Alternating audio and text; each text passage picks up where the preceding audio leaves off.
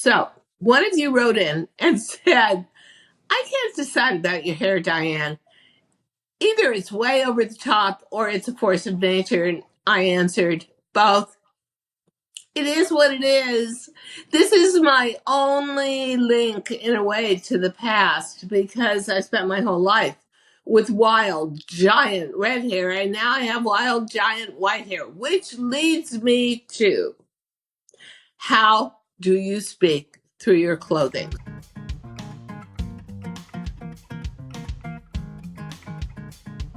Hi, everybody. This is Diane Gilman, formerly known as the Queen of Jeans, but now the proud host of two podcasts, Too Young to Be Old, and today's podcast, Fashion Thursdays with Diane. You may know me from HSN and QVC, and I will tell you, I just had a fashion journey that was worth $1,000,000. So let me explain. I'm going to talk today about how to have a presence and speak through your clothing.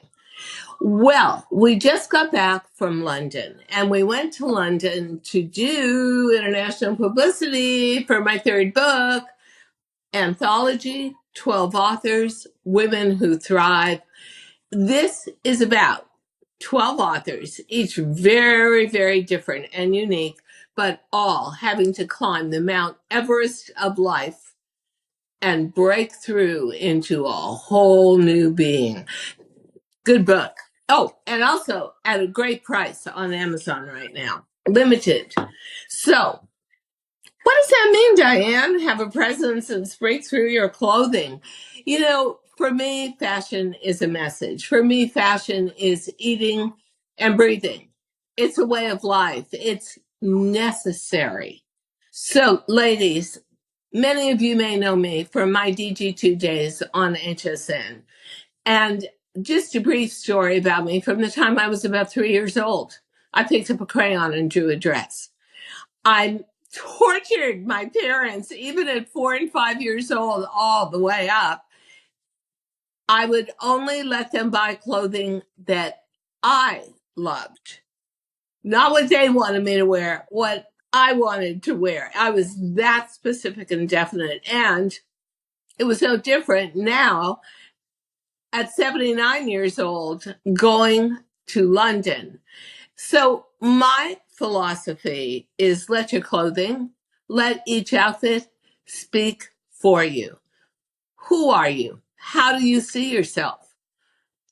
How comfortable are you within your own body? What is the message you're handing out to other people? Now, during our writing process, because there were 12 of us each writing a chapter, an impactful chapter for Women Who Thrive, Volume 3, a couple of the girls that were coming to London said to me, Diane, I just recently lost a lot of weight. How should I dress? And I said, decide who you want to be. Because this trip, we're meeting strangers.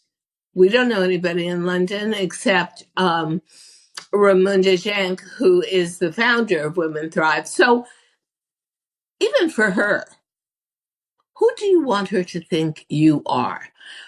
What do you want every single stranger you meet in a foreign city that is wealthy and fashionable to think you're saying to them? For me, and I was very upfront about it, I want to be the successful, glamorous, older media businesswoman. I was on television for 30 years. I was in fashion for 50 years. Surely I've got to speak to that through my own image. And so we did a media day with a big photo shoot and video conferences and speeches we gave and interviews. And I always, whether it's more casual or it's a little more businesslike or it's more evening or it's flashy or it's dressy, wear a blazer. Why? Number one, I like the structure of a blazer. Number two, it gives me shape where I don't necessarily have shape. And number three, I can especially if I'm traveling, not have to lean too heavily on accessories to make the message clear. London is a very conservative city. It's busy. It's got a zillion cars.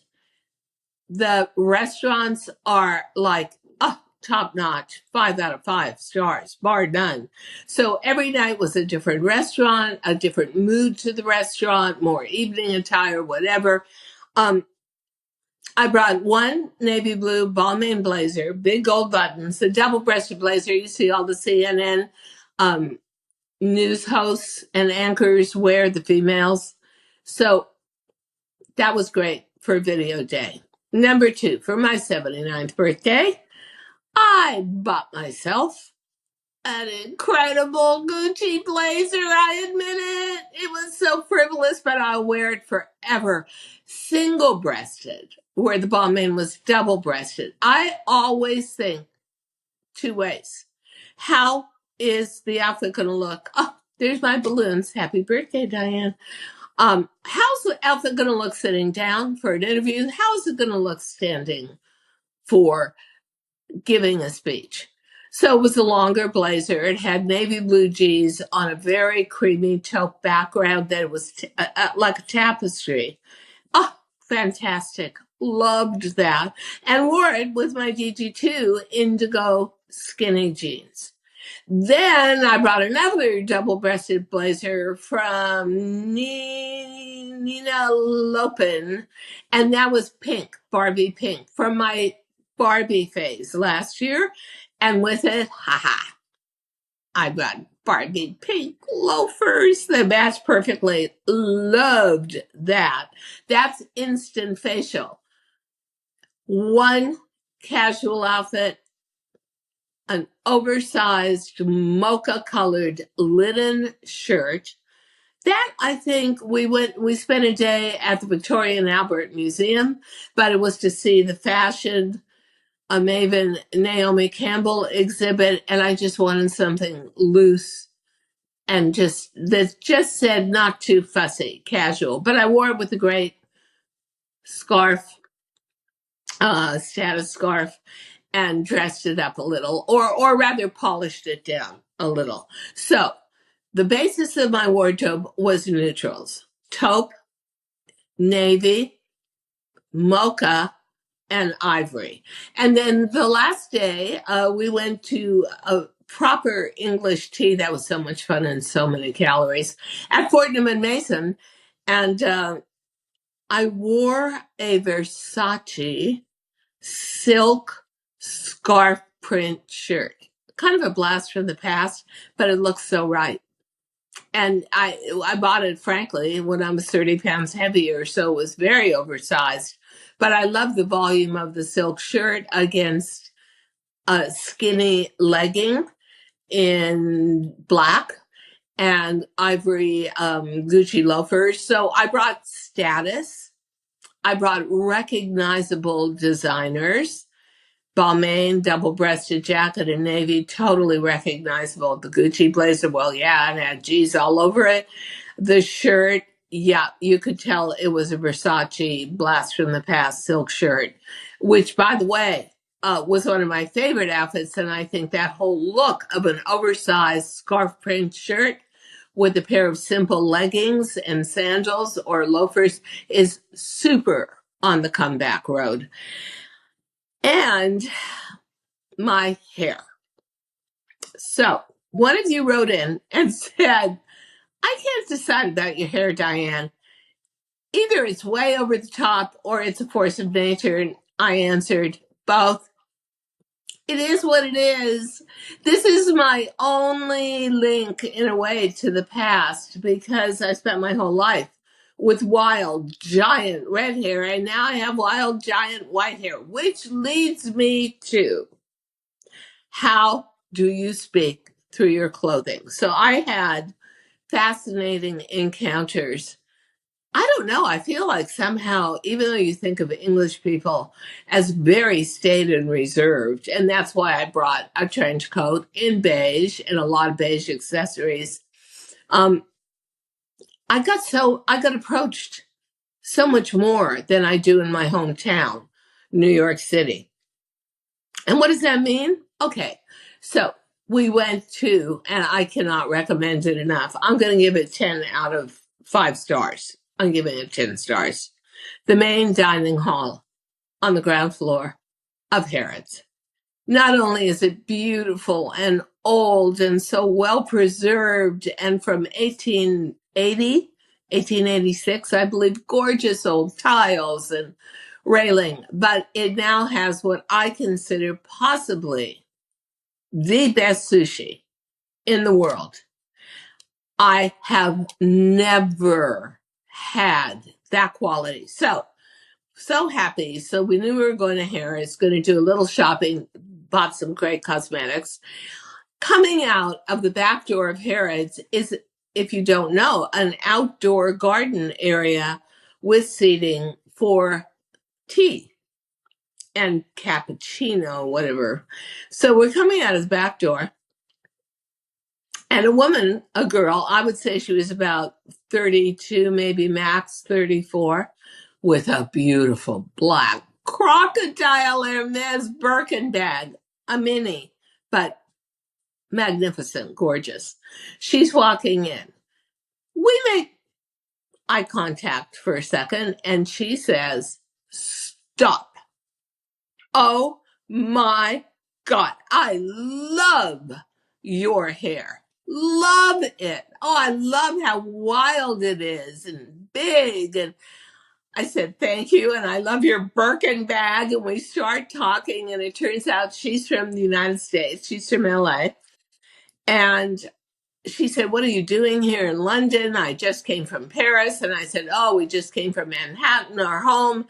And we're promoting my third book, Women Thrive, Volume 3. And she said, "Oh, what is your chapter about?" And I said, "It's about breast cancer and how it changed my life so much for the better."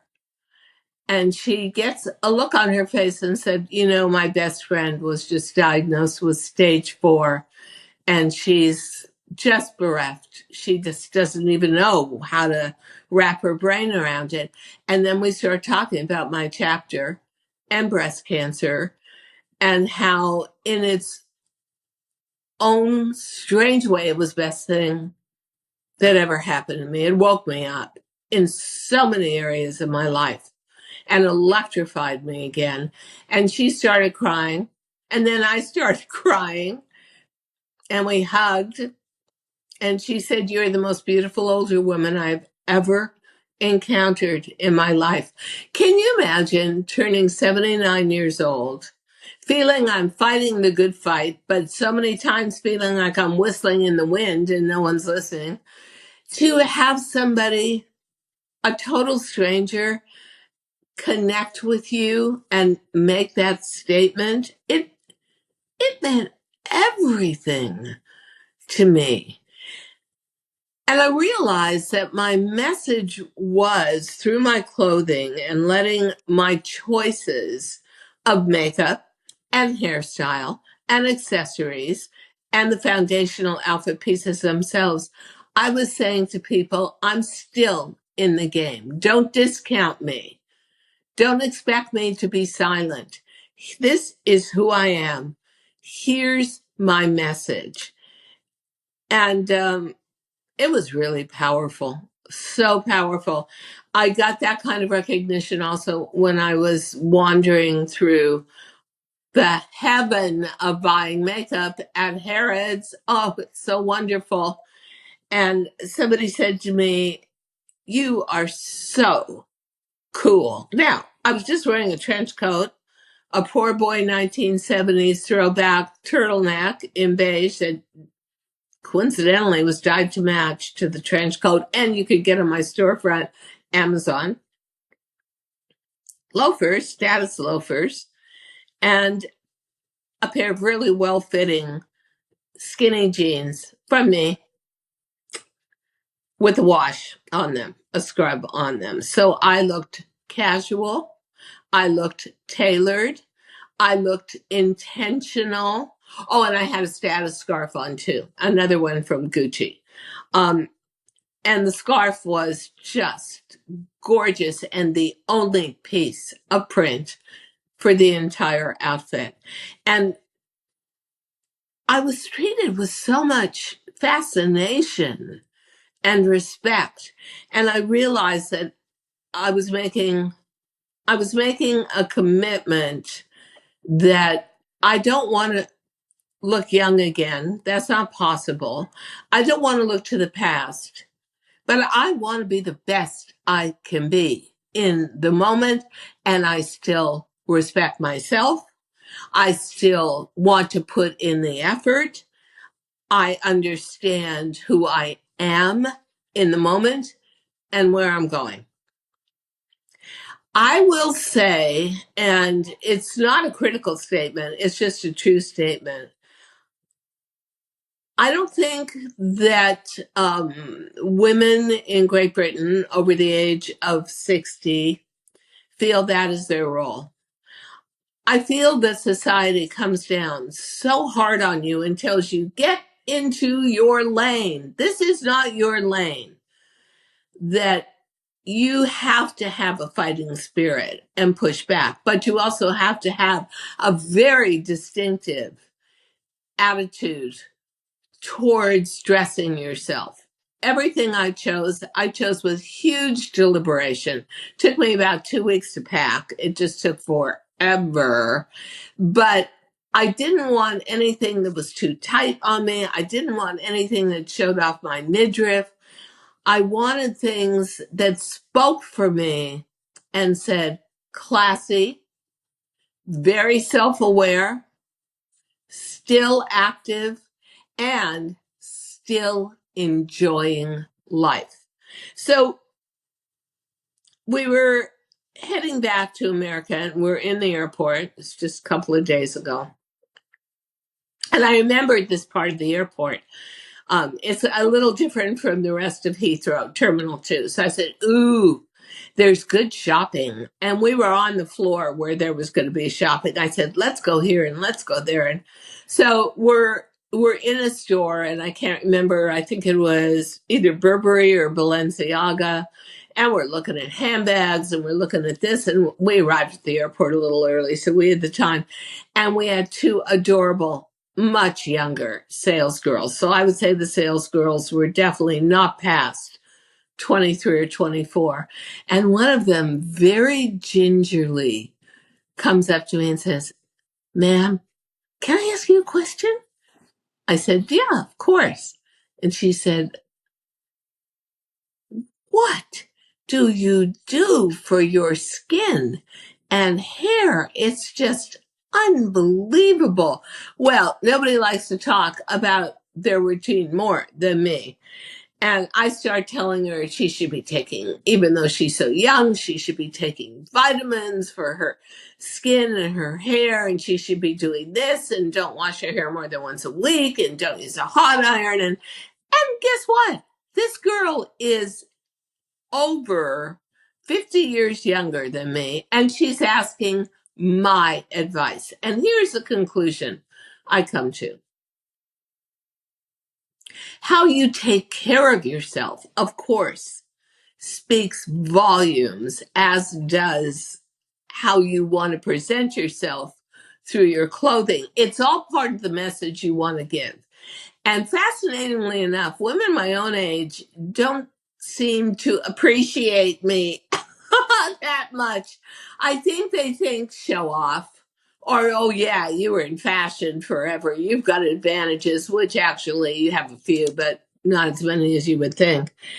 And we're trading little beauty secrets. And she's maybe 24 and I'm 79. It was a revolution for me, because here's what it says.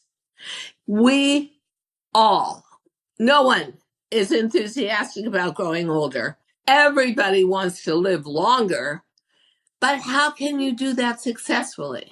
And how can you do that with a point in mind that you know what your strong parts are visually, and you are going to nurture them, feed them, treasure them, and protect them?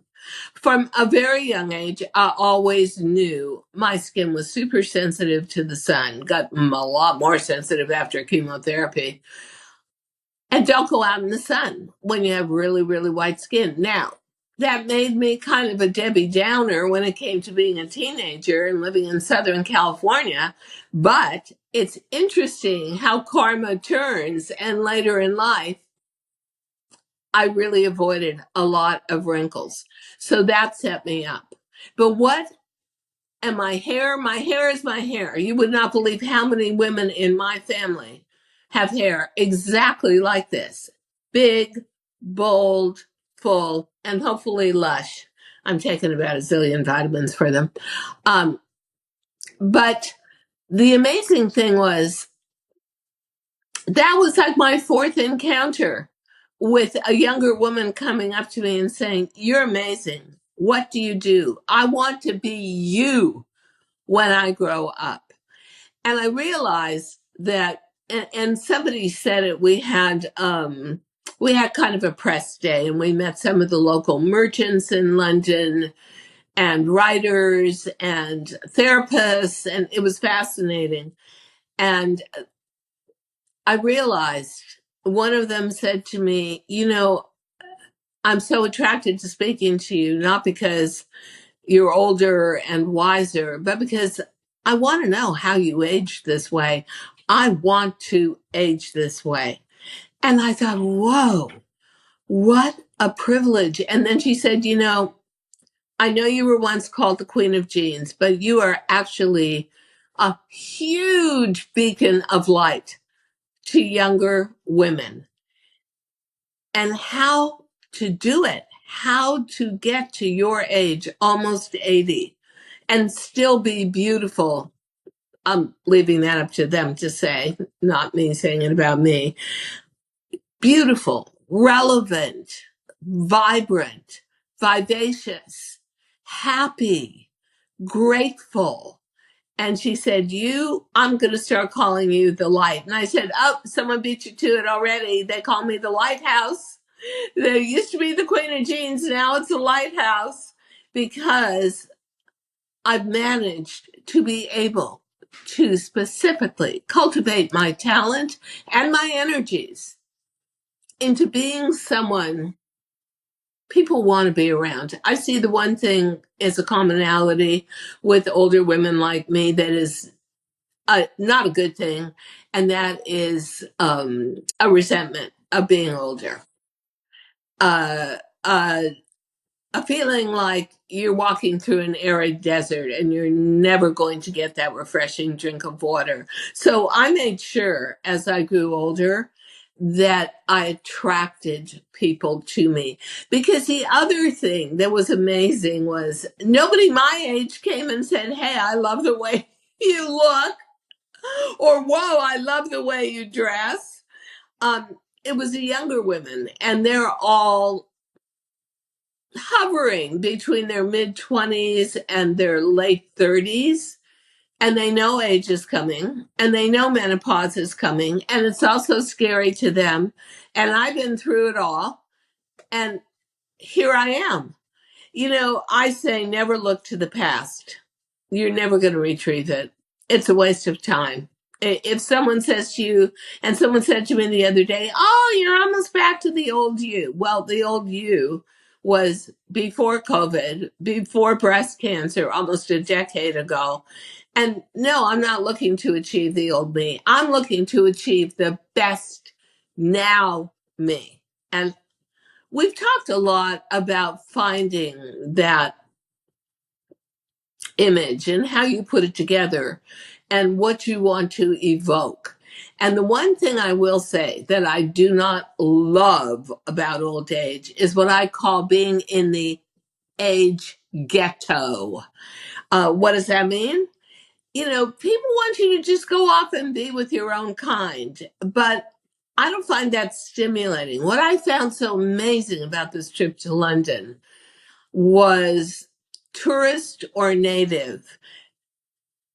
There aren't many of me out there. There aren't many women who say, "I'm going to hold it together and polish it and prime it and make it blossom, they just give up. Don't do that. It's so counterproductive to everything you've built your whole life. And the first place I would start two places. Number one, skincare, hair care, which could be all about supplements. And the second thing is style. It is not easy to find style in the years beyond 60. Your body has changed. I shrunk like 2 inches. Oh my God, I'm a little girl now. They could be saying I'm petite, and was like, huh? I never thought of myself that way, but I work with it. Find your best silhouette, just to begin with. And you can do that at the beginning by closet shopping. Shop your own closet. Now, you may have been in the corporate world. You may have just gone into retirement. Use those corporate blazers, but make them hipper, cooler, and you're going to hear me using this term a lot, timeless, by wearing them with a great pair of jeans. Oh yeah, what was once corporate for you and buttoned up and uptight, you can make it so cool, girl, by just putting on a simple casual top like a t-shirt and a classic scrub down jean. I happen to like my jean that I wear with a really tailored blazer to even have some rips and tears in it. That's even more cool, girl. And you don't have to push it. Yeah. Do I still wish I could wear pumps with jeans? Yeah, of course I do. Every inch of a heel takes 20 pounds off the perception of you, but it can't. However, most of us biologically age with our legs becoming the slimmest part of our body. So as long as you're hiding the middle where all the fat went, you're good. I will tell you that you may want to pick up a few pieces here and there. And if you absolutely love layering pieces as much as I do, go to my storefront at Amazon. I got some winners. Nothing above $24.99 and fabulous. And that's what I brought. Every single layering piece I brought to London was from Amazon, and you can knock me over with feather with that one. I would have never, ever believed that. So the third thing that happened to me is we're in the Diamond Jubilee Tea Room of Fortnum and Mason, which, has a guy in a morning coat and green velvet and a big green velvet top hat. It's very buttoned up British. And I loved that. I wanted to have that experience before we left. That was our last day. And as we're getting up to leave, and there was a beautiful family, all women, sitting over kind of catty corner to us. Their little girl gets up. I'm standing. We're getting ready to go. And she comes over to me and says, excuse me, opens up her phone. And there's a picture of me from 25 years ago. And she said, is that you? My mother says it's you. And it said, Diane Gilman, Queen of Jeans. And I said, yeah. And she said, oh, my mom wants pictures of you. Now, that was just extraordinary to me that I had red hair. I was 25 years, a quarter of a century younger, and I have still held the essence of me so intact that I was recognized from a website picture. So family gets up, they're beautiful. We're all taking pictures together. It was very touching for me.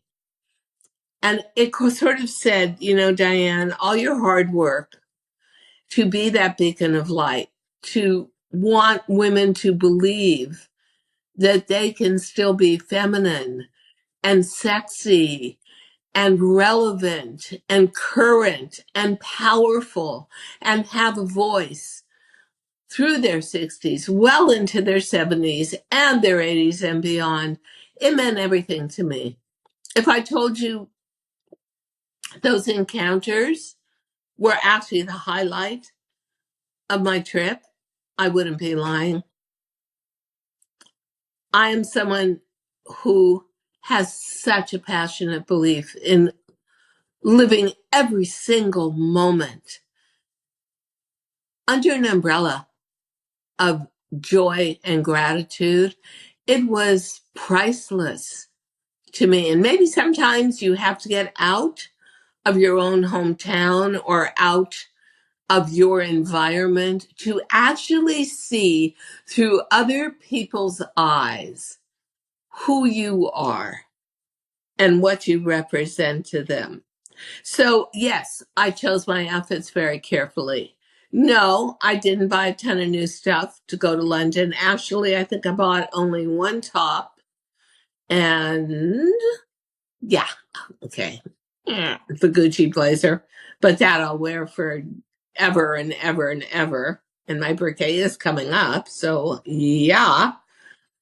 And I want to say that the role I played was a role of confidence and good attitude and thrilled to be here and wanting to attract people to me and talk to them and find out about their lives as English women as opposed to my life as an American. What can I say to you ladies? Two things. Believe in yourself. Know that every year you add on is like getting a higher test score in the value of life. Experiment. I did not know when I came out of cancer and had like an eighth of an inch of hair, no eyebrows, no eyelashes, just crazy, that I would ever positively affect other women around me, to fight the good fight, to believe in yourself. Because you know what? This is like no other time in your life. If you're younger, my advice to you is an emphasis on take care of yourself.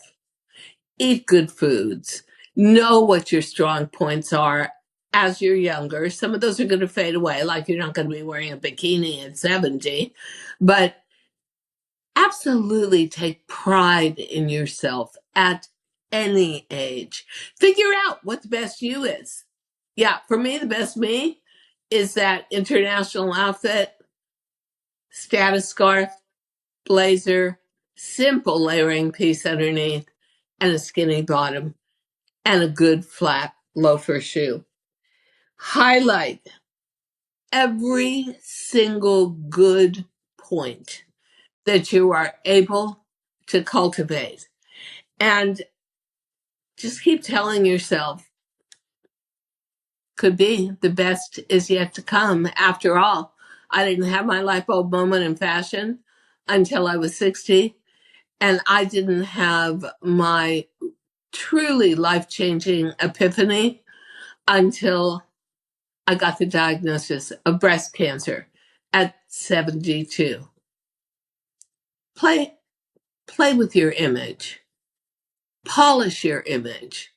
You will be amazed how other people start reacting to you. And if you express confidence and respect for yourself, for how you maintain yourself, you will live in that pool and that circle of praise and respect from others and just soak it in.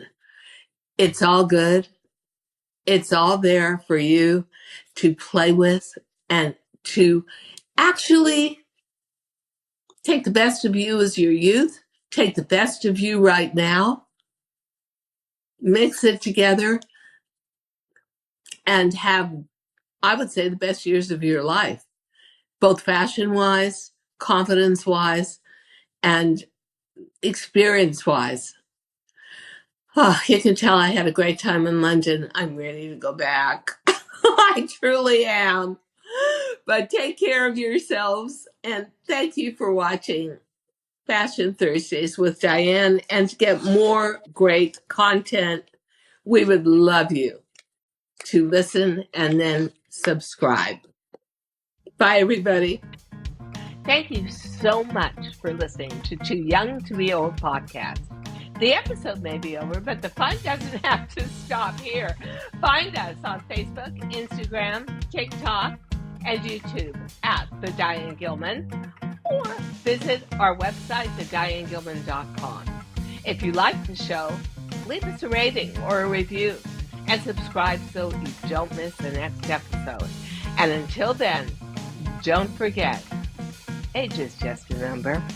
Together, we'll prove that we are all too young to be old.